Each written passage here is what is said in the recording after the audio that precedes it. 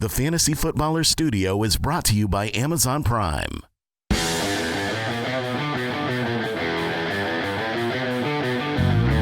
Welcome to the Fantasy Footballers Podcast with your hosts, Andy Holloway, Jason Moore, and Mike Wright.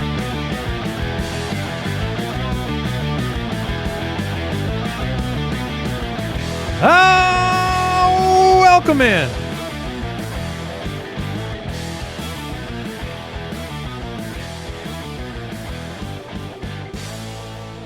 It's a beautiful day in the neighborhood, Mr. Moore. Wednesday, December 18th, the Fantasy Footballers in the building. Hello. You just hit us with a Mr. Rogers? Nothing wrong with that. You'll put on your cardigan? It's the level of calm that we all need for the fantasy semifinal. Oh, and not all of us, but I mean like Al, myself. Okay, that's one league. I'm in plenty of semifinals. But not the one you Not the one I want to be. That's fair. That's fair. Also, no one needs calm. Like, I mean, you don't want peace in your decision-making? I think that's the best kind of decision you can make. You don't want panic. I don't. You want to put your shoes on nice and slow. I want excitement. I want in your decision-making? I want passion. Yeah, well, I got that. I also got Gibbs. That's not fair. You also got gifted to Lamar Jackson. We also got anxiety from Al Borland in the back. Is it starting to percolate now that you have a matchup in your platform? You can see the projections? Yeah. It's continuing. It's not starting. Oh, okay. I thought you said you were doing good a couple days ago. He was lying. That's when I was facing Jason. Okay. We've got a great show for you today. Jason and I will catch you up on the latest news. We got Hungry for More. We've got a Thursday night preview. And we got Saturday games this week as well. So there will be a trickle of points available to all players to tilt about. You know what I mean? Like I like that. Yeah, you want the maximum amount of blood pressure medication taken this week. And you get, doses. We're like micro-dosing the football this weekend where it's like, okay, you get a game on Thursday. Yeah. All right, you know a little bit of information. A little bit. Saturday, here's another game. Just more information, but you still don't know all the way through the weekend. It should be a fun experiment. Yeah, that'll be fun. Just got to take care of business this week. We're going to help you do it. That's what this show's all about. You can find the community at jointhefoot.com. I also wanted to let people know. We mentioned it late on the show. I was just reaching in. We got some mini helmets on shopballers.com now. We went with the white helmet on the set today. Oh, in the middle of the set? Yeah, we had some brand new helmets made for the set, and then we've got minis available now at shopballers.com, and you can check those out. They are pretty cool. Yeah, we've been wanting those for a long time, so we finally got them up there, and we'll have, the Foot Clan title T-shirts coming up at the very end of the year, so we'll get the team working on those. It's championship season. Yeah, so. 2 weeks away. All right, let's move on to Hungry for More. Welcome to Hungry for More, presented by Uber Eats.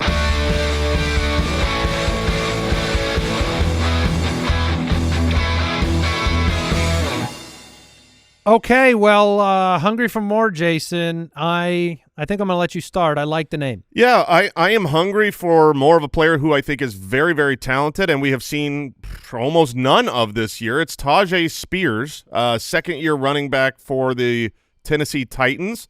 He got injured in the middle of the year, has really been relegated to a full-blown backup. This is not like a timeshare where he's, this is a guy who, for the most part on the course of the season, hasn't had many opportunities to touch the ball double-digit times. And for fantasy purposes, you pretty much have to touch the ball at least 10 times at the running back position in order to be relevant. Tony Pollard is super banged up. Tony Pollard exited the last game. We're not sure his health. I expect that he will try to tough it out and play, but I also think that Tyjae will be more involved. We have seen him in the past be kind of that 1B to the starter. Last year, he was out snapping Derrick Henry when they had Derrick Henry as a rookie. The head coaching staff really likes Tyjae, and now that he's back and healthy, he looked good last week. He got 2 touchdowns. I mean, He was the running back 5 last week. It was on the back of those 2 touchdowns, and it took Tony Pollard's injury. But the combination of him being healthy, Tony Pollard being unhealthy, and the matchup against the Colts, who, the last 5 weeks, they have just been, a sieve to running backs. The only team, you look at the Jets scored 7.5 points over their expectation. The Lions, over their average, which was already high, scored 5 extra points. The Patriots scored more points. The only team that hasn't really beat them down in the running game was the Denver Broncos. Yeah, they don't have running backs. Yeah, exactly. It's like, okay, how can they? Well, and the other point to bring up is he had 2 5-zone carries before Pollard's exit last week, which was something significant, surprising.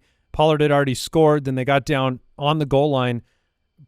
Spears had the opportunity to score, got stood up. Yeah. They kept him out there, gave him a second carry. He rose into the heavens and scored. It makes sense. I imagine that was what it looked like when they boated in the Statue of Liberty, and it was just coming down the river with the arm raised high. That's how it happened. That's how right? it arrived? Yeah. Yeah, I wondered if I'm pretty sure that's down the river. Down the river. The Atlantic River? Or? The ocean river. Yeah, gotcha. No, but Tyjae Spears, huh? Uh-huh. Jalen McMillan is my name. We talked about him a lot yesterday, so I won't belabor the point. But you won me over. He has been targeted on 24% of his routes in the last 2 games. He scored 3 touchdowns. He's a 3rd-round pick. He's got Dallas on the schedule, and they need his explosive ability in the game. I mean, they just do. They need it at the wide receiver position. When you're talking about Sterling Shepard having involvement in the offense, it tells you everything you need to know about their need for Jalen McMillan. And he's a rookie, so acclimation, route running, I'm curious. dealt with injury. It's a slow burn, but he's here. Kyle, can you look up, see if there was any change in the last couple weeks of his slot utilization? Because when Chris Godwin went down, we were very, very excited for Jalen McMillan because I think he's a talented rookie who was the slot guy in college and seemed like he could really step into that role. When Chris Godwin went down, he literally didn't move into that needed role. He was still playing on the outside where I don't think his talents align. I'm just curious if the last couple weeks have coincided with them utilizing him in a better way or not. It looks actually the opposite. So less slot the last 2 weeks. Yeah. Interesting. Maybe he's just leveling up as a rookie then. He's just capitalizing, too, on opportunities where earlier in the year he had targets and did not have a high catch rate and didn't take advantage. But the matchups are good, so I'm hungry for more Jalen McMillan making a impact on fantasy teams. I was hungry for more. Presented by Uber Eats, where you can get the best deals on game day food all season long. Uber Eats, the official on-demand delivery partner of the NFL. Order now. News and notes from around the league. Presented by USAA Insurance. All right. Well, look, everybody's paying a little bit of closer attention to the news relevant to them. And what's relevant to you, Andy? Well, I think it's more than just myself in this case. No. But I know you're paying close attention to Joe Mixon. Yeah, Joe Mixon is the one I'm very, very concerned about. The matchup is not good. It's Kansas City. We looked extensively at the motivation factor for Houston yesterday. They have about a 1% chance of getting the 2 seed. So moving from the 4, where they're pretty locked, to the 2, where Buffalo is, because Buffalo would have to lose to 3 terrible teams. That's not going to happen. There is a higher chance to move to the 3 seed. That would be passing Pittsburgh.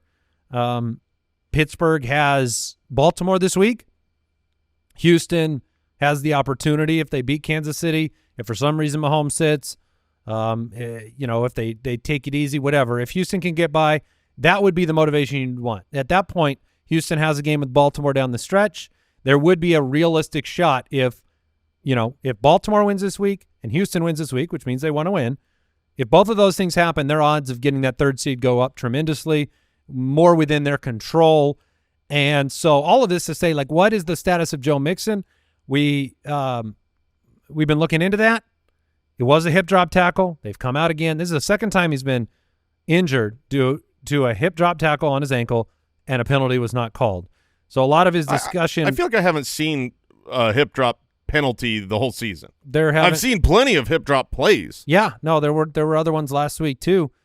But we do have a clip of Joe Mixon yesterday chatting about the injury and where he stands. I mean, the best thing is I'm up walking, obviously finished the game. So, just going to keep on trying to do whatever I can to attack recovery and get ready for Saturday. Do you feel good for Saturday, though? The way you're feeling right now, do you feel like you're on that track? Yeah, I mean, we start a playoff football right now. Like, I mean, I got to be there, and I'm going to be there. You know what I'm saying? I'm going to be there for my teammates and obviously for myself, man. So I just got to do whatever I can. Like I said, to attack recovery today, tomorrow, Friday, and obviously the game on Saturday. What was your reaction to hearing that, Jason? Because I was very curious. You hadn't heard that clip yet. I had got it ready before the show, and I knew you'd hear it fresh. And I wanted to know if you were more optimistic, pessimistic. What was your? I think the takeaway there is a little bit more optimism in the sense that he is viewing it in the light of the playoffs have started. They care about the seeding. I was looking it up because I knew that Baltimore plays on Saturday as well, and if Baltimore, if that game goes the wrong way for the Texans, then their motivation is gone. However, the Texans play first. So when the Texans play, they are still playing for an increase in their seeding, longer home field through the playoffs, very important. So the fact that he discussed it in the context of the playoffs starting, that it mattered. Because when you read the quote, I had read the quote. I had not heard it. And it's just like, I'm going to be there. It's like, well, I know you're going to be there, but will your helmet be on? Like, I did wonder, after our discussion yesterday, his comment about being there for his teammates, and then he said for myself. And then I'm thinking back to the contract incentives. He's at 910 rushing yards. He's got an 1,100 rushing yard incentive. So there is a being there for yourself aspect to it. But the reality of the Mixon situation is that if he's active, this is a Saturday game. You're not, if he's active, how do you not play him? He's the horse that got you here on Saturday, and just hope that you end up with the outcome you're happy with. Yeah, I mean you're going to play. There's no world where you don't play Joe Mixon, and he can easily I think Joe Mixon has a very down game. Yeah, like what, 10 points? Yeah, 8 points? Yeah, I think 10 points. I think that's kind of what you should be expecting. I'll bet he gets a lot of volume. It's very inefficient. You're praying they get around the goal line. I mean, they are playing against Kansas City. They're number one in the fewest fantasy points given up to the running back position. So and I expect that he is banged up. I mean, also in that quote, all he's talking about is, hitting recovery. No, and he said he's not. I mean, he didn't practice. I think at best you'll see a limited practice. So you'll have a hobbled Mixon against a great rush defense, in a bad environment. The game is in Kansas City. So, yeah, I mean, you're hoping for 10 points, but I can't imagine you have someone better to start than Joe Mixon in the playoffs. Yeah, that's kind of where you're at. And if he didn't play, you also would know early, right? I mean, you'd be getting that information quite a bit earlier. I'm looking at Kansas City, and I'm curious how they've performed against running backs in recent history. We'll have to take a look at that too.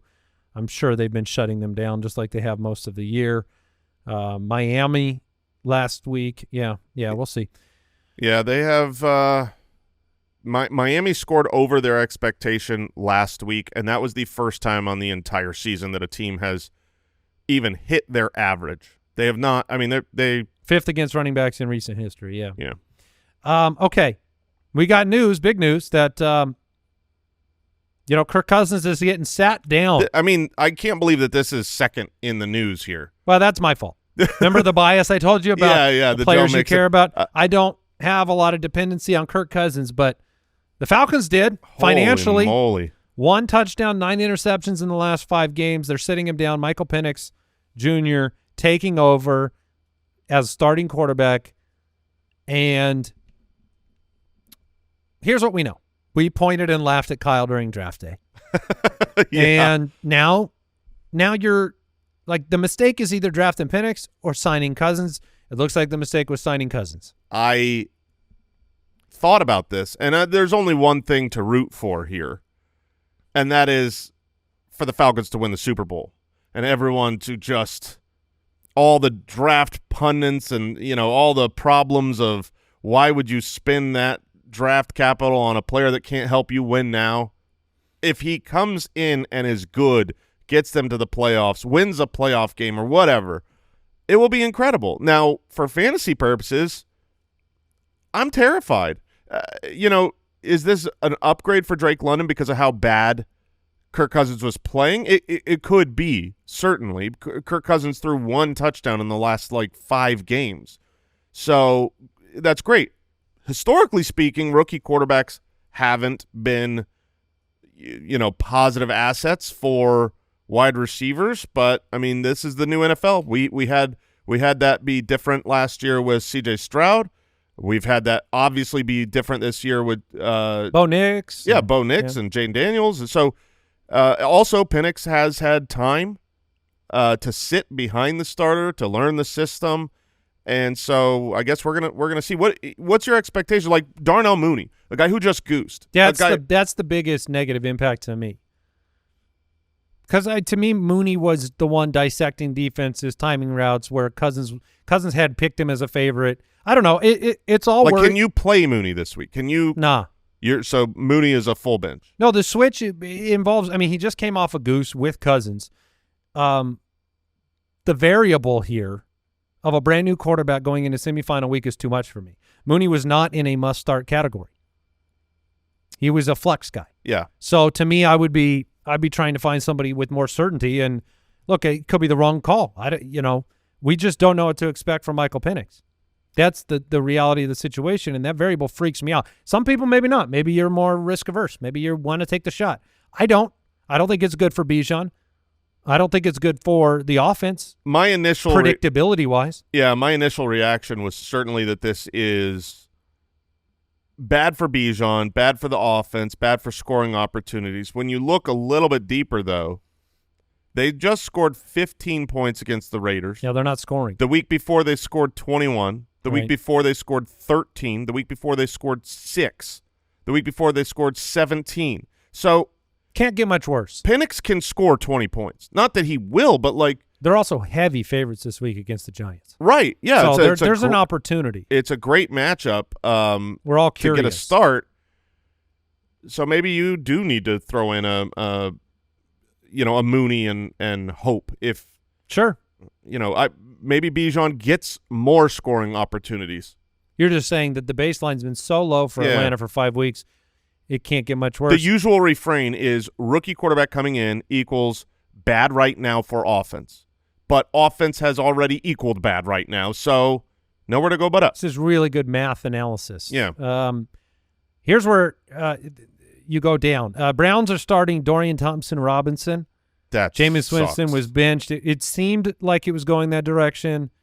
That's what we said yesterday, that we kind of expected that, but I mean, this is oh my gosh. He's never scored more than 13 points in a game as a starter. He is a terrible quarterback. Dorian Thompson-Robinson is one of those backups that shouldn't be a backup. He's a third string. Yeah, he's a third. I mean, he was a third string, so that's fair.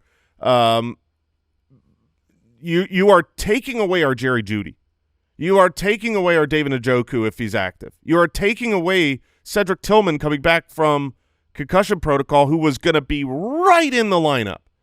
And now I don't know that you could start anyone outside of Jerome Ford. It's not a great sample because Jerome Ford has played a committee back role historically with the Browns. His numbers are better splits-wise with DTR than they are Winston, but they're not good with either historically. I was trying to find some, correlative, like what to expect. I mean, he caught more passes with DTR than he did with Winston. It's small stuff. It's not really predictive. He's a starter now. He's not a backup. He is playable in this game. I do believe that the Bengals matchup is going to be very good for Jerome Ford. Yeah. I think DTR might run a decent amount in this game, and you got to hope they give you a goal line opportunity for Ford, because it's probably going to be one opportunity. 3 points, 13 points, 12 points in 3 starts for him last year. Bengals playing for playoff lives.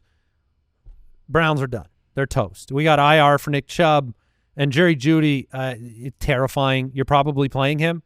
Man. I'd play him over Mooney. Yeah. Oh.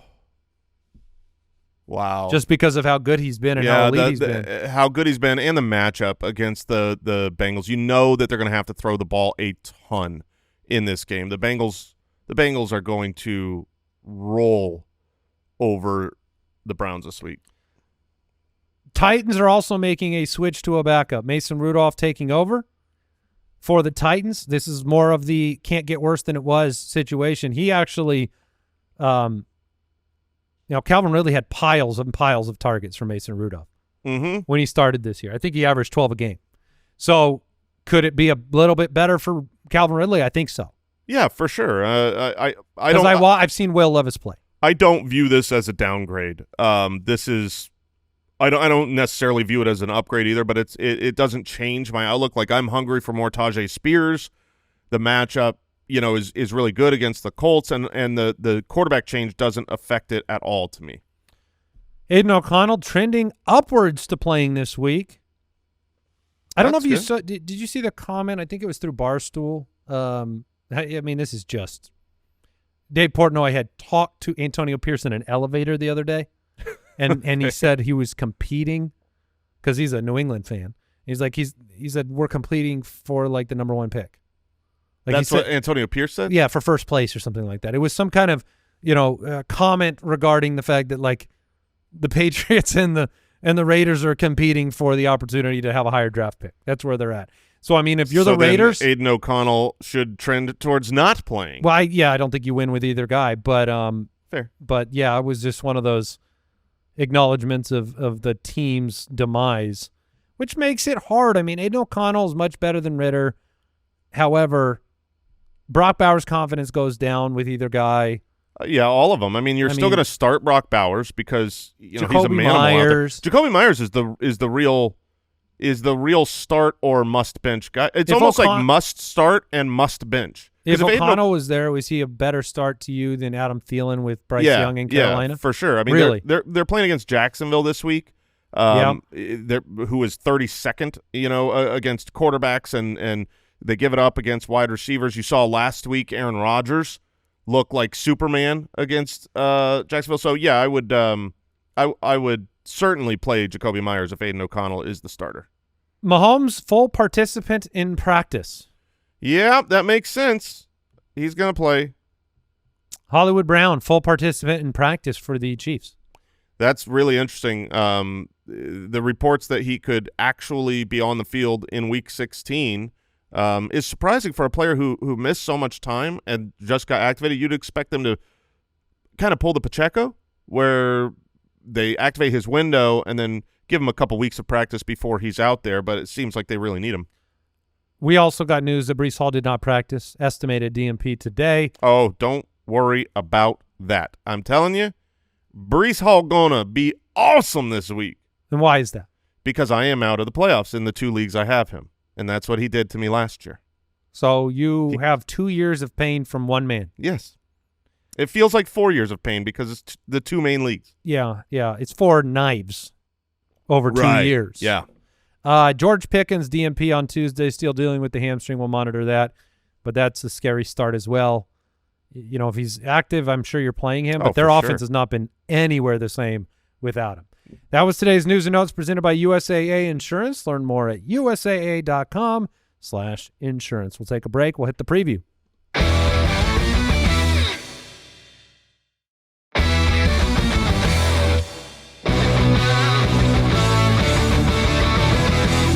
Thursday Night Breakdown.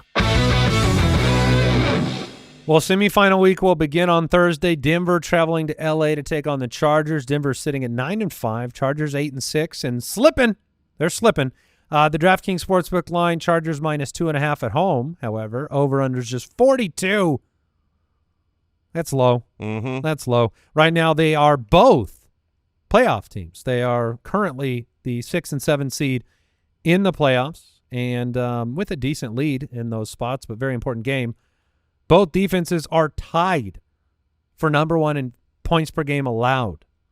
So, I don't know. Maybe, Kyle, you can dig up the health of Patrick Surtain because he twisted his ankle. I think it was a minor injury, but it's a quick turnaround, and that would be significant for the McConkey huge universe. Yeah, this is a real interesting game. You saw the Chargers defense for the most part this year has been very, very good. Last week they were very, very bad. Baker tore them apart. I think the Bucs put up 40 on them.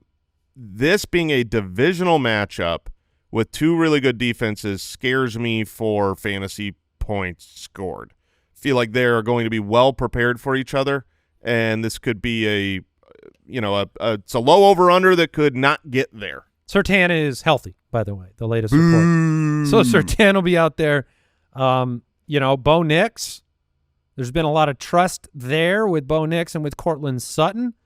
The matchup over the last 6 weeks has been much better. Like you said, the Chargers have given up some points. They've been slipping. Part of it is that, their offense is missing pieces and success and running game and, short fields and mistakes, and Stone Smart has become a talking point in fantasy. That's not where you wanted to be if you were the Chargers. How bad is Joshua Palmer?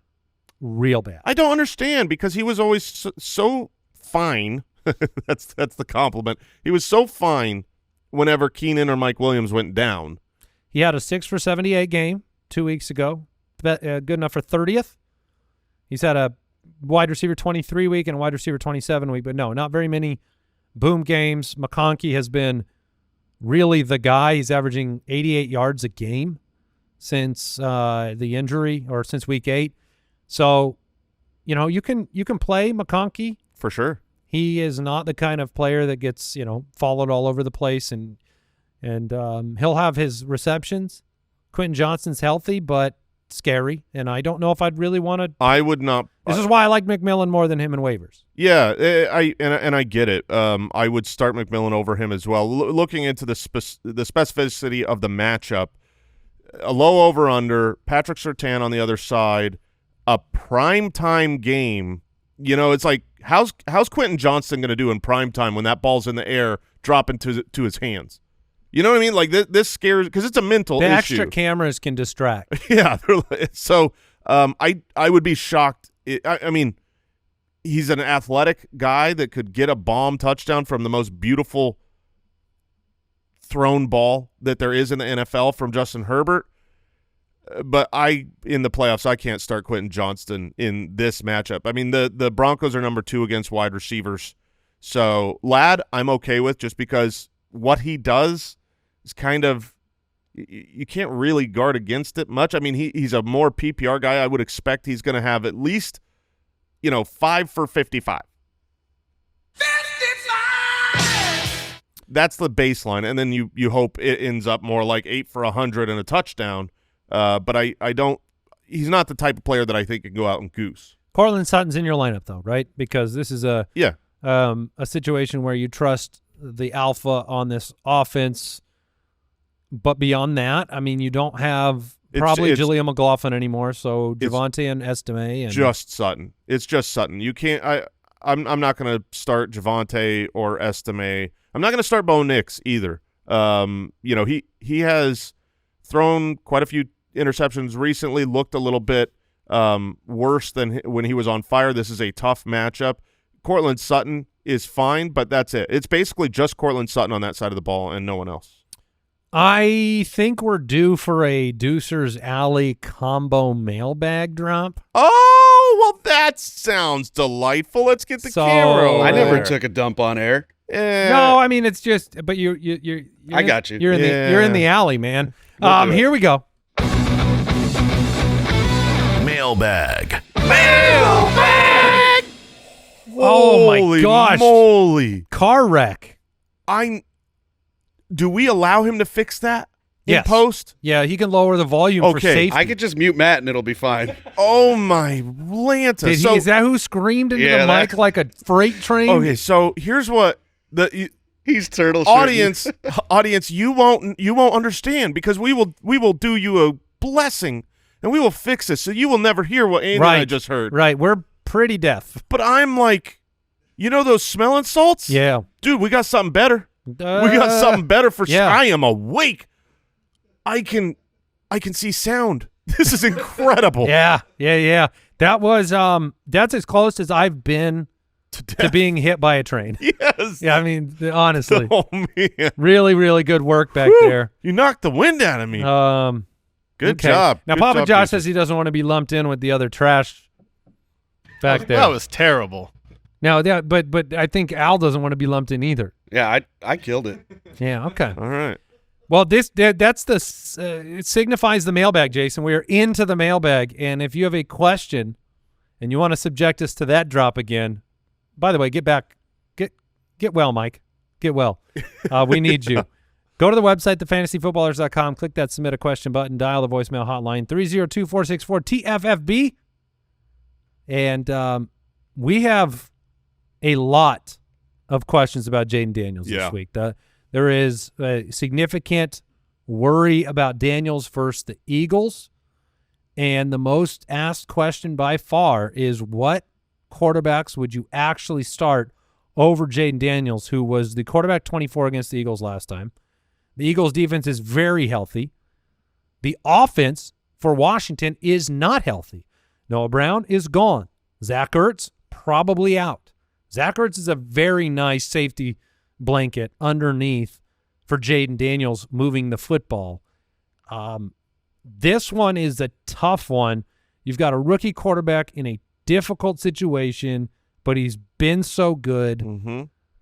Jordan Love against New Orleans or Jayden Daniels against Philly. That's a really that's a difficult one. Obviously, that could be a situation where you have those two players. Jayden Daniels wasn't a highly drafted guy, so maybe you held on to both.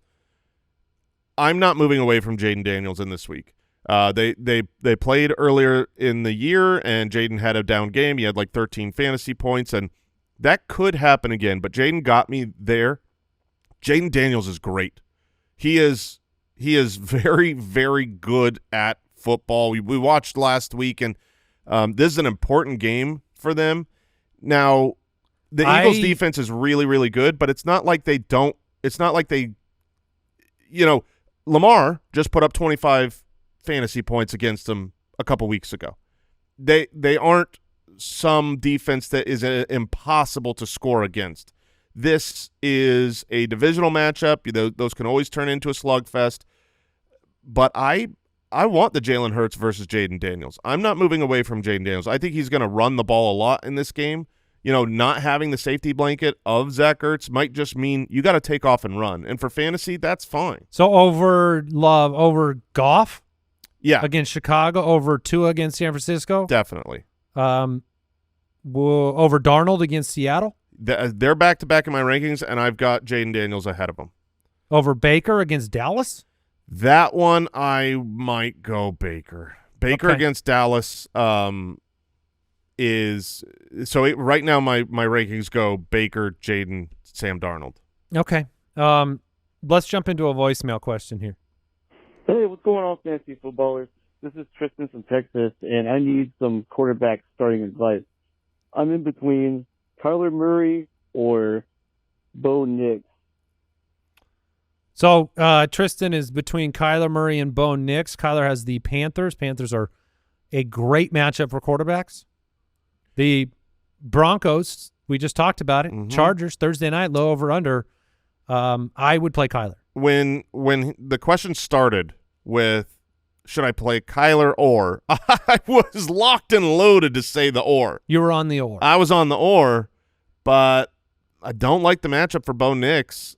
Both of these players have the ability to dud. Both of these players have the ability to actually have good games. I mean, Kyler is as untrustworthy as it gets, but he still had a handful of really, really good fantasy games.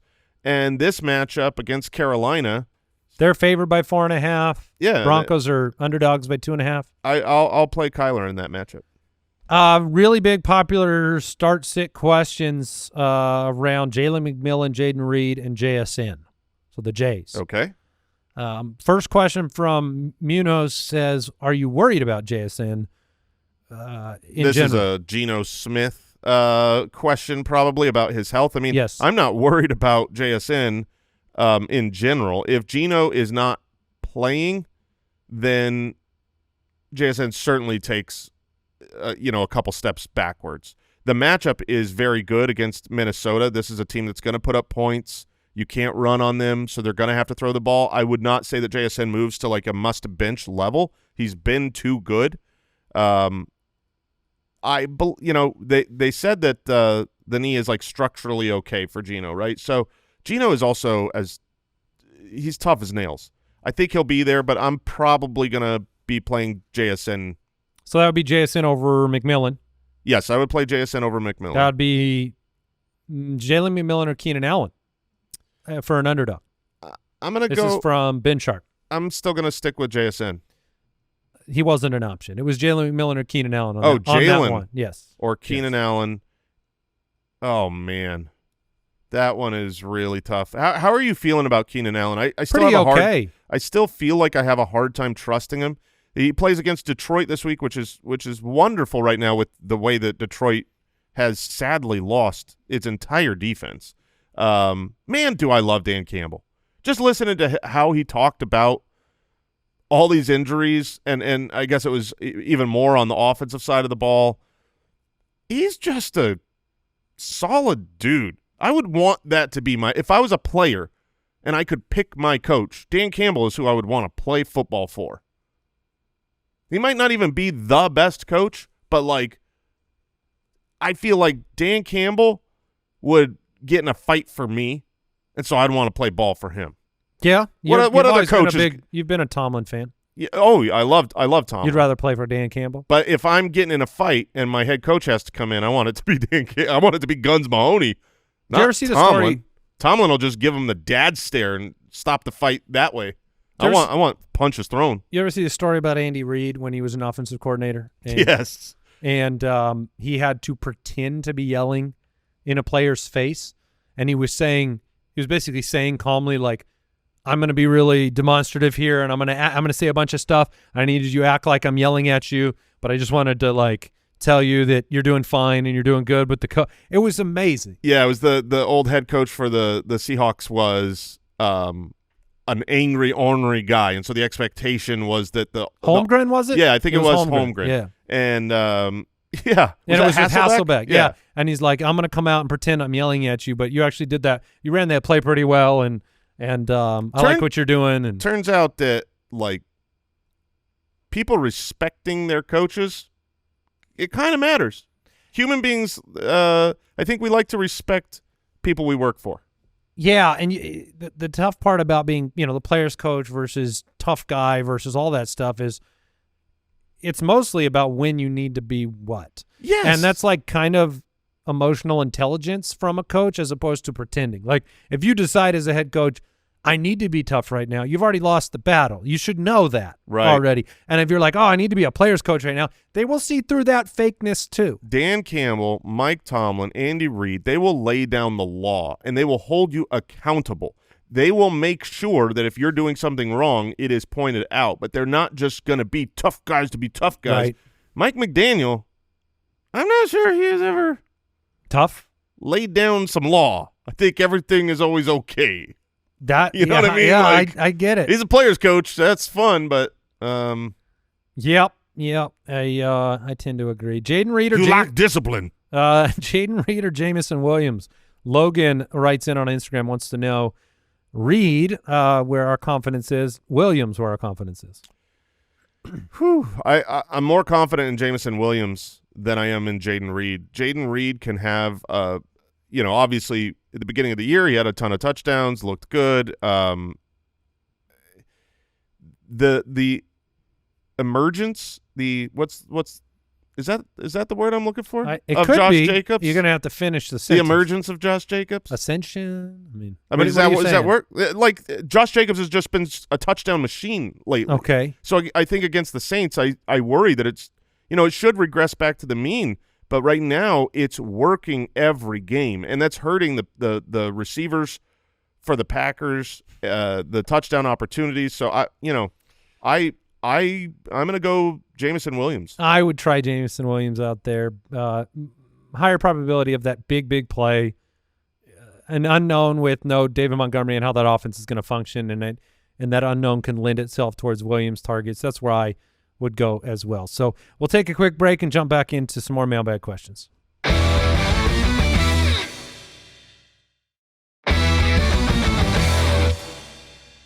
All right, this next question comes in off of Instagram, Jason. Is Amari Cooper droppable for the Packers defense? Yeah. Of course. Any mid-level questionable starter at this point, I think, is droppable for someone that you need. I mean, unless your opponent has the most monstrous hole at that position. I mean, I would not be afraid of my opponent picking up Amari Cooper. Yeah, I might be excited. Sure. Obviously, Amari Cooper can get it done and have a big game. If I'm a huge underdog, he's the type of player I would throw in a lineup. But most people in the playoffs, especially in round 2, you have good teams. You don't need that kind of uncertainty. Amari Cooper's 5 games played. Actually, I'll include the game he came and scored a touchdown in week 1. Just so you know, Amari Cooper, the Bill. Okay. On pace for 45 receptions, 654 yards. Oh, awesome. And 2.8 touchdowns. 2.8, you say? Yeah. That's about what Jamar Chase scores every game. And it's only 2.8 because he scored 1 time in that first game. Yes. He has not scored since then. Jamar Chase is on pace for 1,700 yards and 18 touchdowns. Yeah, you got to make the moves now that don't feel like normal moves. If you've conditioned yourself for 13 weeks to think about your insurance back and having depth at this position and keeping this guy away from somebody else, and you're sitting there and you could pick up the Green Bay Packers against Spencer Rattler and no one, and no Kamara at Lambeau, you have to make that move. What your potential loss of points is later is lower than your potential gain in points today. You have to live short term. Yes. There is no tomorrow, and I promise you, if you lose this week, you will find no solace staring at your bench of depth next week. Correct. And I also promise you, if you drop your backup, right, and your starter gets injured, but the move you made helped you win this week, it's a net win, I promise. Because you're fine. You're fine. Also, in case people were like, why is he bringing up Jamar Chase when you're talking about Amari Cooper? I wanted to I just bring that up because you were gifted. I have a purpose here of bringing this up. You were gifted Jamar Chase. I made a great trade. You clicked accept. Yes, it wasn't all that went into it. I pursued Chase for weeks. You know who else pursued him and didn't have an accept button to click? Al Borland over there. Al Borland. I made a way stronger offer. You very much did. It wasn't just Amari Cooper, you clowns. However, the reason I'm bringing this up is because this is a case study on hype. Yes. On trading on hype. Amari Cooper has sucked. He has been irrelevant. As a Bill, he is worthless. But when that trade happened and he went to the Bills, there had no receivers. There was the what if. Oh my gosh, he could be a top 5. He could turn into Jamar Chase. I made I had made an offer. I'll just to lay it out there. This is not a defense. I had made an offer with Amari Cooper. It was Cooper, Njoku, Mooney, and 2 picks for Chase. No, I'm not doing it, he says. My good fortune was the trade happens. All of a sudden, the sugar plums are dancing in the mind of this other manager. So you made the trade offer when Amari Cooper was a Brown. A Brown. He says, no, I'm not doing that. It just so happened that within the next 24 hours, Cooper goes to Josh Allen and the Bills. The same offer comes back to me. And you couldn't click it quick enough. I mean, so fast. Yeah, because you got Jamar Chase for nothing. I'm already trading Cooper as if he was great. Yes. And there's a what if in the equation. When these trades happen, Hopkins got traded for in a lot of leagues with Kansas City. Cooper, when a midseason trade happens, all you see is the greatest possible outcome. Not everybody. Yeah, and so that's but the you're point. trading it on the value of the accomplishment. Whenever a player's value is super high on hope, trade at that level. If you can get something at that level, always do it. We've said that for dynasty leagues a lot. We've said that for pre-draft trading, the value of the player. If you're getting the value of them performing to their maximum outcome, yeah, it's not just trade them. Yeah, then you're winning no matter what. Yeah, because you're getting the value back. Yes. So, but it is a good point that I have Jamar Chase that you brought up. That you shouldn't have Jamar Chase that I brought up. Yes. Well, not everyone listens to the show, Jason. All right, we've got more questions. Packers defense or Falcons defense? Falcons playing well, sacking the quarterback, playing Tim Boyle and the Giants. Packers against the Saints. Wow, that's both are on the road. Falcons are on the road, right? I know the Packers are in New Orleans, so I'm gonna go. Oh, they're both at home. Yeah, they are. Okay, yeah. Then I'm gonna go with the Packers. Okay. Is the Bengals defense? This is from. I want you to answer that. Which one would you go with? Packers. Okay. Because I am worried that Penix could put the defense in a bad situation. We saw that with the Cardinals and Kyler the other week. Mm-hmm.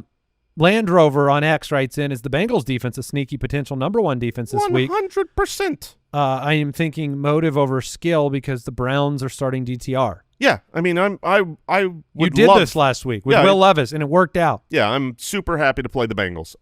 The Bengals defense is bad in real life, but they do things that score in fantasy. They sack the quarterback. They cause turnovers. And with DTR at quarterback, I would be fine playing the Bengals. Do you feel the same way? And this is a question coming from me as a follow-up. Do you feel that way about Jacksonville's defense? 30th in the league, but could be playing Desmond Ridder. If I knew it was Desmond Ridder, yeah. If it's Aiden O'Connell, no. Right. I agree with that. Cody writes in on X, do you go with a regular pepperoni pizza or pull out all the stops for your opponent during the playoffs? Okay. This is a question regarding a very successful common strategy if you are a follower of the show. Right. Which is you pre-congratulate your opponent. You let them know how great they are. Buying them a pizza. Well, you take care of them. You are – it's the opposite of trash talk. And you did not buy Owl a pizza, which might have led to you losing by 80 I just realized that. I just points. realized I didn't get Owl a pizza because I got Brooks a pizza last year, and I beat him, and I should have got – Owl, I'm sorry I didn't get you a pizza. I accept your apology. But no, pepperoni is fine. You can buy him one now, Al. Sure. Pepperoni is absolutely fine. I think a lot of people would say that is the GOAT of pizza. I mean, what is pulling out all I don't the know. stops? Is that stuffed crust? I don't. What's pulling out the stops? Is that getting them dipping sauce? I mean, sure. If you it's not quantity. Total quantity of toppings does not make a better pizza, right? No, there's cheese pizzas that are better than Supreme pizzas. But so just adding more. I mean, it's more expensive if you add toppings. Yeah, this isn't about breaking the bank. Just get if your anything, opponent I'd a pizza. spell congrats in black olives. Yeah, or if depending on the time of year, obviously it can't happen now, but sometimes there's like the heart-shaped pizza. That's just nice. That's Speaking just of an which, act of love. Good reminder, Jay. Al, when we meet next week, congrats. Your team is the best team I've ever seen. You too, buddy. Yeah. All right. Oh, he's already pizza-fied. All right. YouTube question: Travis Kelce or Brenton Strange this week? sweat emoji. Kelce against Houston, Strange against Las Vegas. I mean, we talked about this in the context of your dynasty team because Strange might be on waivers in dynasty, and you've got Kelce. It's going to be Kelce. I'm starting to waver just a little bit. For real? Yeah. No, I'm starting to waver Kelce. just a little. It's Kelce. Well, no, it would be Kelce, but I'm wavering on my Otten or somebody else situation. Otten has been awful. Yeah, he's been, but then I'm looking at Baker, and Baker's got 3 touchdowns. Then he's got 4 touchdowns. The last 2 weeks? Yeah. Who's going to score a touchdown? Is it Mac Jones or is it Baker Mayfield? Yeah, it's Baker. So is it Brenton Strange or Tucker Kraft? Where is the line? Because that question came in from Johnny. Between those two? Yeah. Are you going 12 target Strange? I'm gonna go with Kraft. I'm gonna search for the touchdowns. I Kraft over Kraft over Strange. Strange. Yeah. But I would take Kelce over both of them, and for the record, that is either with Mahomes or with Wentz. Got an update that Cedric Tillman remains in concussion protocol. Okay. Good. I mean, he should not come back. I'm saying now that Jameis Winston isn't there, why bother? The Falcon over there, who has a great attendance record lately, by the way, Falcon. Going out of town, though, soon. Is that right? Yeah. Okay. He would like pizza for lunch. He just let us know. He would just let us know that we've said pizza enough time. I'm in. All right. Yeah, Jason, you paused. I'm eating healthier, but I'll eat a pizza. I mean, you don't have to twist my arm. All right. Lead me not into temptation. Aaron says, how do you decide what players to start or bench with a stacked roster? Oh, you just get it wrong. I mean, the truth is you're going to look at all the potential information, weather report, are they home? Are they away? What's the over-unders on Vegas? What is going on with your brain right now, Andy? Waivers just went through. Oh, all right. And I was almost hoping that I wouldn't get Brenton Strange because I got him. And now I'm going to be staring down Strange, Otten all week long. Man. Borland decided to play some defense, grabbing Madison. Smart.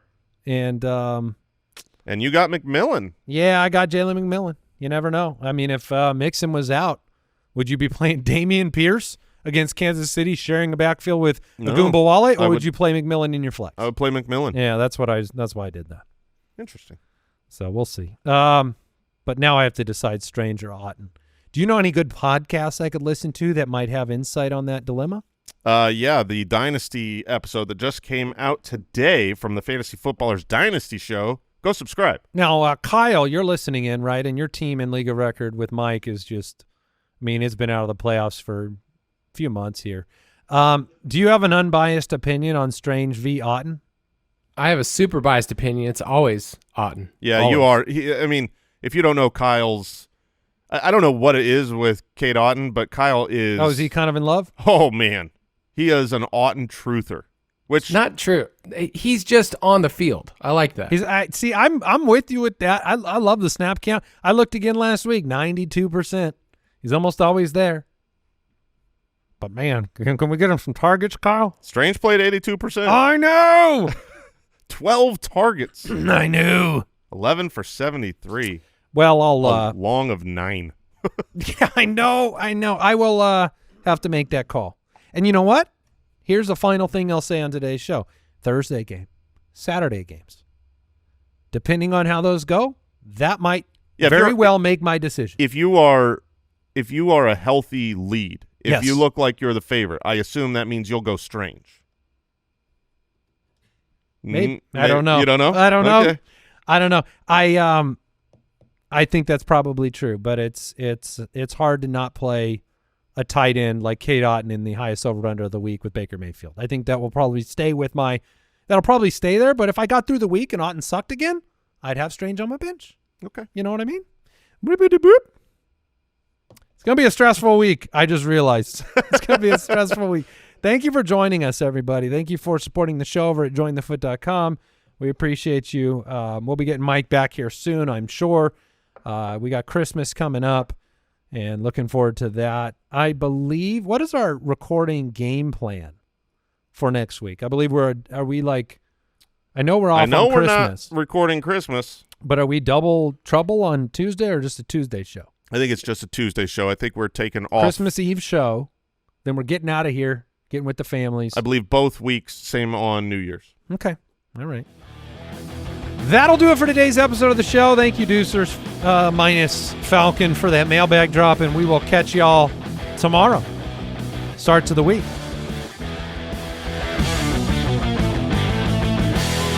Thank you for listening to another episode of the Fantasy Footballers Podcast. Join our fantasy football community on jointhefoot.com and follow us on Twitter @TheFFBallers.